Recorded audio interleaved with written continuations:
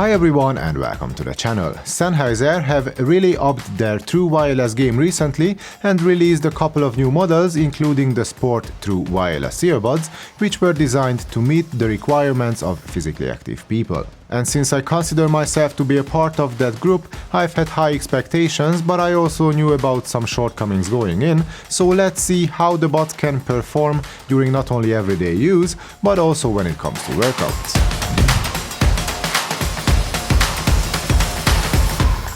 Sport earbuds in general have to meet three basic criteria in my opinion. First, the fit has to be snug and secure. Second, there has to be some sort of a protection against dust or sweat. And third, you need both good sound isolation and the option to have great situational awareness to accommodate all sorts of scenarios during your daily training. The good news is that the Sennheiser Sport earbuds managed to nail the first two, but unfortunately they failed to deliver the third, as we don't get active noise cancellation, which is kind of a letdown. But let's see the details. So first, there is the fit, which is tight and extremely secure in my ears. The earbuds didn't even budge during any exercise, let alone casual everyday activities. We get 4 sets of silicone ear fins, which can provide you with extra support. I found that the second largest ones work best for me, but your mileage might vary. Long-term comfort is also top-notch. No matter what I was doing and for how long, I've never felt any discomfort wearing the sport earbuds. Regarding protection against the elements, the Sport True Wireless buds come with an IP54 rating, which is sufficient enough as far as dust, dirt, sweat, rain and splashes are concerned. It's not the best, as you can find more robustly built and higher rated sport earbuds on the market, but I feel like these Zennies will be able to withstand the challenges any of my workouts might present. And on to the third criteria, which is noise isolation and situational awareness. This is where the German manufacturer decided to cut some corners. We don't get any active noise cancellation or transparency mode whatsoever. Instead, we get 2 different types of ear tips. 3 sets of closed tips and another 3 sets of open tips to be exact. The closed tips are to be used for blocking out some distractions so you can focus on what you are doing, and the open ones are there to give you more situational awareness while out running on the street, for example. And indeed, the closed tips in comparison to the open ones can dampen some of the low-frequency rumbles, and they can also muffle some of the high-pitched noises, but I guess it goes without saying that it is far less efficient than having actual ANC on board. The adaptable acoustics feature gives you 2 different EQ presets to match the type of ear tips you use. Aware mode is to be used with the open tips, which are partly blue in color, while focus mode is better used along with the closed tips, which are completely black. Switching from aware to focus mode cuts off some of the bass, making the sound of the buds more thin and less impactful. Switching back to aware mode gives us extension and kick in the lower registers, and it also helps reducing body-borne noises, such as occlusion, when running or walking, so it's definitely the one I use for all of my workouts. As for the general design of the Sport True Wireless, well, the buds look better in real life than they did on the photos, but I neither like nor do I dislike them. The buds are basically big black plastic cubes with rounded off edges. They are on the larger and heavier side of things, as they weigh in at around 6.7 grams each.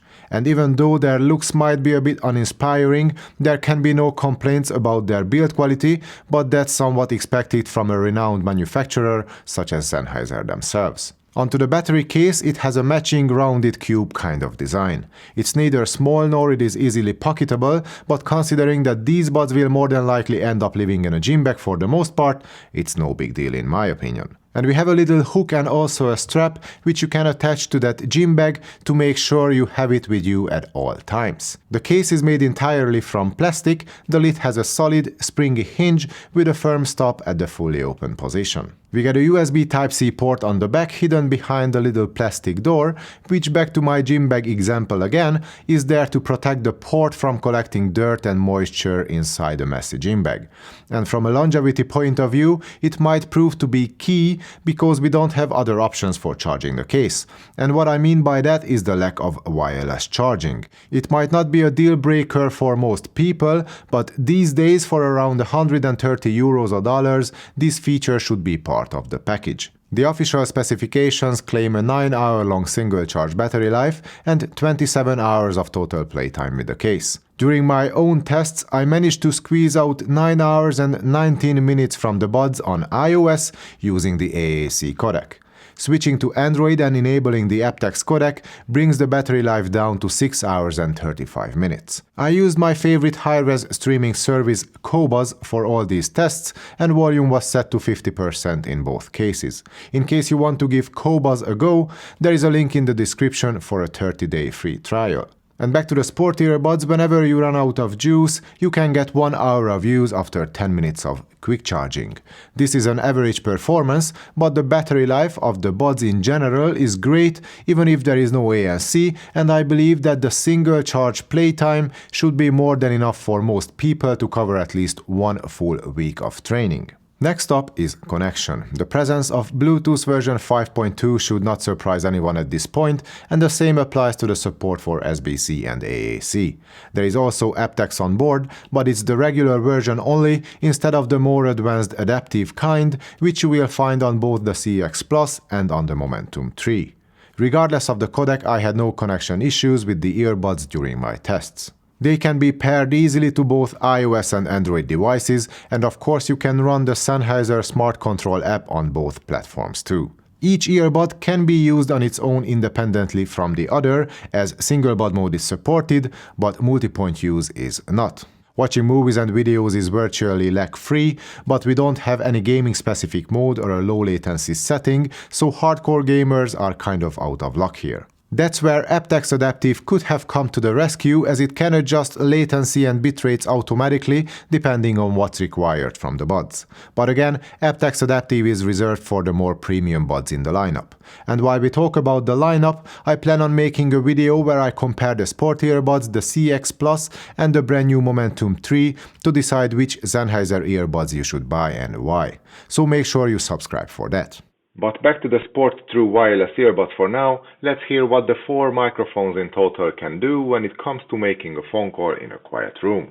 The adjustable side tone feature helps you having a conversation, as it allows you to hear your own voice through the buds, which can make your phone call experience so much better. Onto a more challenging scenario, this is what happens to the voice transmission quality when I turn on some simulated crowd noise on the speakers in front of me. Of course, the worst case scenario is when we happen to make a phone call outside with some traffic noise and also some wind noise around.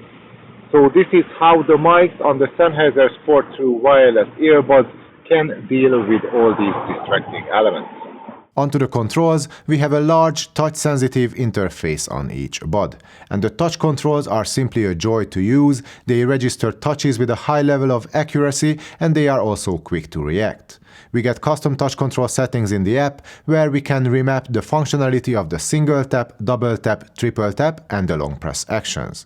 We can have playback, track, voice assistant, and volume controls all at the same time, and of course there are the controls for managing phone calls as well. We can disable any of the tapping actions on each bud independently, or all of the touch controls together if we want. The only thing missing is autoplay pause due to the lack of smart sensors on the buds. But regardless of that one omission, Sennheiser really did a great job with the controls, and strangely enough, it's something we cannot take for granted these days, as most manufacturers struggle to get this simple feature right. And that applies to most smartphone apps too, but again, Sennheiser gave us a solid app with an easy-to-use, well-organized layout, which can even be customized. In the settings menu, you can select which tiles or features you want to be displayed on the main page, so you can hide those ones you don't use that often and focus on the functions you might need more during everyday use. On the main page, you can find the switch for the adaptable acoustics, where you can choose between those focus and aware modes we talked about in regards to the different ear tips before. Still, from the main page, you can manage your connections, customize the touch controls, and set up the strength of the side tone feature. There is a basic equalizer feature with some presets and the possibility to create custom sound profiles manually, but there is also the sound check feature, which, similarly to OneMore's Sound ID, takes you through some tests and then creates a custom profile for you based on your own preferences. It works really well, and you can make some substantial changes in the sound signature of your earbuds using the sound check feature, plus you can create and save multiple profiles for yourself. And talking about sound signature takes us to the actual sound quality of the earbuds. The Sport True Wireless comes with the same 7mm true response dynamic drivers as the CX, CX Plus or the flagship Momentum 3. Where we can find the differences between all these earbuds is their tuning. As I mentioned it before, focus mode affects the sound of the buds in a rather undesirable way by sucking out most of the energy from the bass and turning everything down a notch. But since we talk about real sport earbuds here, I used the aware mode more often than not, and that's where the bass gets full with that added punch which can keep pushing you during a long and hard run. So the bass hits hard, but the mid-range is not nearly as lively and present as I would like it to be. Not that we miss any detail, but some instruments and especially the vocals could benefit from a bit more energy here. Where we get plenty energy and sparkle, however, is the treble. High frequency extension is good, but I've never run into any harshness or excessive sibilance either. But the soundstage is rather narrow and it's a bit restricted in all directions. It all feels too center-focused, and even though we get a precise image of what's happening on the stage, I could easily imagine more space around the individual elements of the sound. All in all, this rather warm, energetic but not too aggressive sound is something that suits workouts pretty well, as it can give you the extra push without ever causing fatigue. And who wants to deal with fatigue in the middle of a workout, right? If you want something a bit more airy, you can switch to focus mode, and you can always take advantage of the sound check or the manual EQ options in the app. Moving on to comparisons, when it comes to the competition, you won't find too many really good sporty options out there for around $130 or euros. The Jabra Elite 4 Active would have made a close match and an obvious choice as an alternative for $120, but I haven't had a chance to test those buds yet. But after some digging, I realized that you can get one of my all-time favorites, the Bose Sport Earbuds, for around $150 or even less these days. The Bose buds, similarly to the Sennheiser, lack major features such as active noise cancelling or wireless charging, which makes them a perfect candidate for a comparison. The Bose Sport Earbuds were launched in 2020 and they use Bluetooth version 5.1. There is no aptX support, only SBC and AAC. There is no single bud mode either, and even though we got several updates since their release, the touch controls still lack some functionality. But we got volume controls, and also there are smart sensors for autoplay pause, which are missing from the Sennheisers. The two sets of buds are similarly sized, maybe the Bose buds are a fraction bigger, and they are also heavier, but only by less than 0.2 grams each. Their long-term comfort and fit is equally great regardless, or at least I personally found both earbuds extremely comfortable to use. Both earbuds come with ear fins, but while the Sennheisers have separate ear tips, the Bose have these integrated fins and tips, which might limit your options as far as finding the best possible fit goes. The battery lasts longer on the Sennheisers, the total playtime is better too, while their charging case is significantly smaller. The Sennheiser smartphone app offers more settings and options, and it's also easier to use. The manual EQ features are very similar, but there is sound check in the Sennheiser app, which adds great value to the EQ function. The Bose buds lose a few more points due to their lower IPX4 rating as well. So it's an easy win for the Sennheiser buds so far.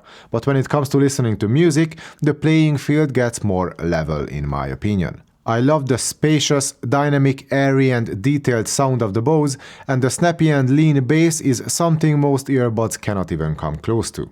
But they lack some extension and heft in the lower registers, especially when compared to the bass impact we get from the Sennheisers in aware mode. The Bose earbuds can get the tiniest bit louder at full volume, and you can find more details in both the mid-range and the treble as well. The more forward mids and the lack of extension in the bass can make the Bose buds a bit shouty closer to full volume, but other than that I prefer their more forward and open sound in general. Onto some more comparisons. If we stretch our budget just a little, then there are the likes of the JBL ReflectFlow Pro, the Jabra Elite 7 Active, or even the Beats Fit Pro. All three of these buds can offer active noise cancelling along with a transparency mode, and with the exception of the Beats Fit Pro, Qi wireless charging. So if you need any of those features, then your choice is kind of obvious.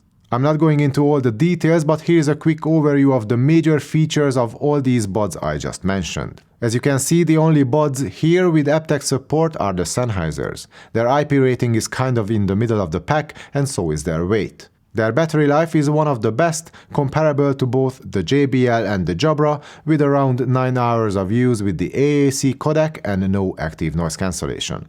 But again, the JBL, the Jabra and the Beats have active noise cancellation, which can make a big difference in a noisy gym, and also the transparency mode on each bud can improve your safety during outdoor activities. So if these things are top priority for you, then the Sennheiser buds are not your best option. But if you don't mind the lack of ANC, you can get a set of solidly built earbuds for your workouts, with a powerful and dynamic sound, a great smartphone app, and excellent touch controls.